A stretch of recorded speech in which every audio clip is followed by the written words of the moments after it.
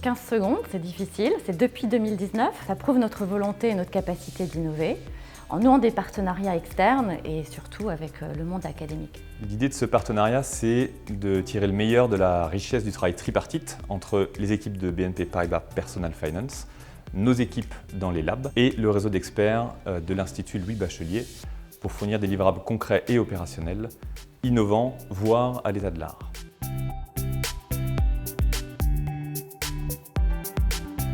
Aujourd'hui, on travaille avec ILB comme une équipe. C'est-à-dire qu'on n'a pas de relation vraiment client-fournisseur classique. On a des contrats annuels, on définit des sujets d'exploration, parfois ils changent en cours d'année, mais surtout côté data, on passe beaucoup de temps à récolter la data, à l'améliorer, à l'enrichir, à la comprendre évidemment, et ensuite à voir s'il y a quelque chose à trouver sur ces données-là.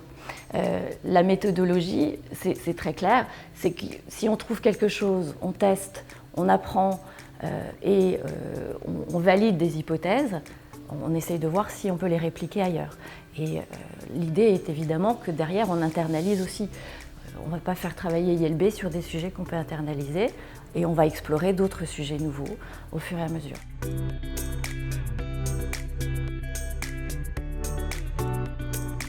Alors je dirais oui, on peut tout explorer avec la data, et c'est le mot exploration qui est important. Et l'exploration, c'est de savoir quelles sont les datas qui demain apporteront de la valeur ou créeront de la valeur pour mieux accompagner ou servir les clients, ou automatiser nos process et donc être plus performants. Ce qu'on fait avec l'Institut Louis Bachelier, c'est justement regarder des sujets qui aujourd'hui sont un peu des sujets d'innovation ou d'exploration, qu'on n'a pas forcément le temps de regarder nous-mêmes, mais aussi qu'on n'a pas forcément l'habitude de regarder. Et ça permet que nos équipes travaillent sur des datas un peu plus classiques et où on a l'habitude dans des process industriels et en même temps, avec des instituts de recherche, d'explorer des sujets nouveaux qui ne sont pas forcément d'actualité, où on a des intuitions et ensuite de construire une méthodologie, tester les choses et pouvoir derrière savoir si on les met en place ou pas. La donnée permet de rationaliser, objectiver et quantifier les éléments qu'on souhaite analyser. Après, la question est où peut-on trouver ces données, en interne et en externe. Donc, il faut une certaine expertise pour récupérer celle-ci. Et surtout, une bonne connaissance des façons de manipuler cette donnée pour répondre aux questions. Un exemple concret, avec l'équipe risque en centrale de Personal Finance, on se posait la question de est-ce que les données de panier d'achat permettent de mieux qualifier le risque de fraude lors de l'octroi de crédit. On a décidé de mettre en place un challenge data avec mise à disposition de données anonymisées pour que des équipes du monde entier travaillent sur ce sujet de modélisation et répondent à ce cas d'usage précis.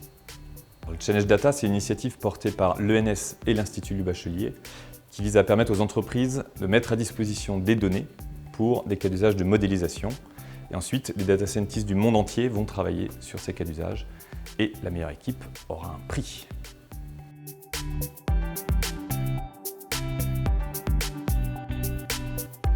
On travaille avec Personal Finance sur le calcul de l'alignement net zéro du portefeuille de crédit automobile dans plusieurs pays. La première étape, c'est de calculer l'empreinte carbone de ce portefeuille via l'utilisation de données internes et externes et notamment l'estimation du kilométrage parcouru par chaque véhicule chaque année.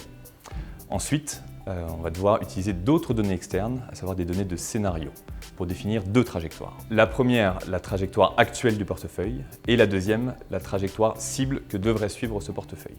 La dernière étape consiste ensuite à définir avec les équipes métiers de Personal Finance les actions à mettre en place pour combler le gap entre ces deux trajectoires. Ce que ça nous apporte très concrètement, c'est de regarder au-delà de il faut qu'on finance de plus en plus de véhicules électriques, ça on le sait, pour arriver à une neutralité carbone.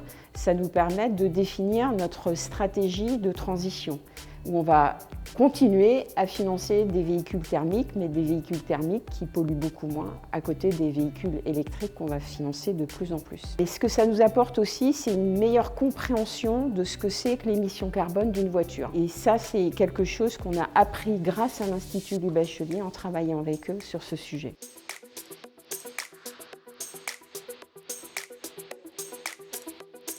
futur projet ILB, déjà on est très heureux de renouveler le partenariat en 2023. Ça nous permettra, de travailler sur les sujets d'actualité. Donc on va continuer à travailler sur des sujets d'inclusion financière et notamment les travaux qui ont été faits depuis 2019, inclure plus d'entités et plus de business line dans ces projets-là. Le deuxième sujet, c'est toujours de l'exploration avec des données nouvelles. Comme Natacha l'a mentionné, nous sommes aussi ravis de prolonger ce partenariat pour une 5e année consécutive. Et pratiquement ce qu'on y trouve, nous, c'est la capacité à transférer auprès des praticiens l'état de l'art technique et scientifique avec l'objectif d'avoir un impact fort et concret.